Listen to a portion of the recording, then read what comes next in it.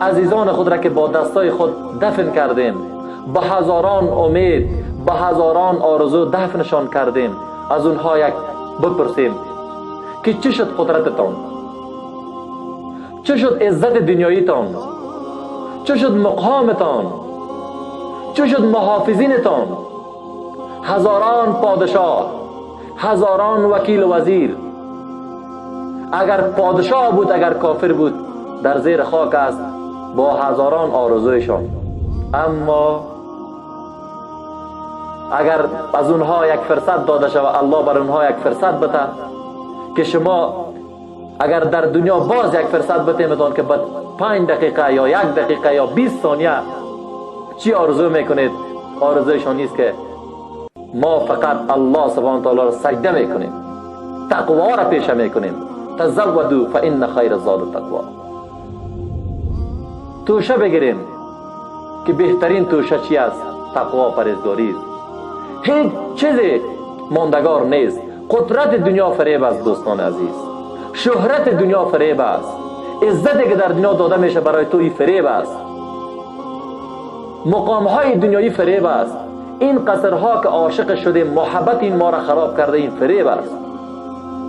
فقط محبت الله سبحانه و تعالی برای من و شما ماندگار است.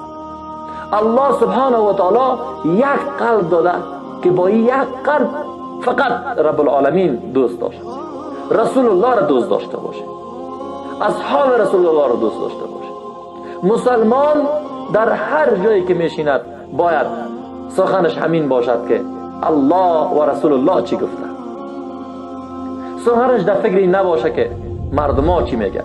اگر مردما را من و شما مطالعه کنیم در هر حالت گپ خودم میزنن، پس بدل مردم من و شما زندگی نکنیم، بر رضایت الله سبحانه و تعالی زندگی بکنیم. عملهای خود را به خاطر ریایی انجام ندیم، به خاطر ریا نشه. ما عمل خود را به خاطر رضایت الله و ترس از الله سبحانه و تعالی انجام بدیم.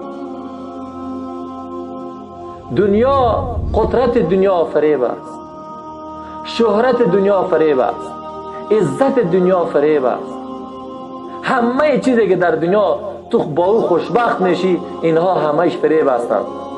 اگر میگی که دروغ میگی، یک بار شما یک بار وقت خود بده با طرف قبرستان ها بروید نگاه بکنید که با چقدر آرزوها و امیدهایشان با دست خود ما زیر خاک میکنیم اما پند نمیگیریم، هیچ پند نمیگیریم که چی شد این وزیرها، این پادشاه های مسلمان و یا کافر، این وزیرها و وکیلها کجا رفت، با خود چی را بردن؟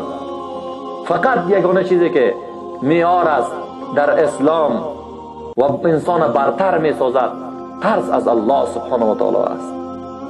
واقعا از الله سبحانه و تعالی بترسیم، واقعا به الله سبحانه و تعالی ایمان داشته باشیم.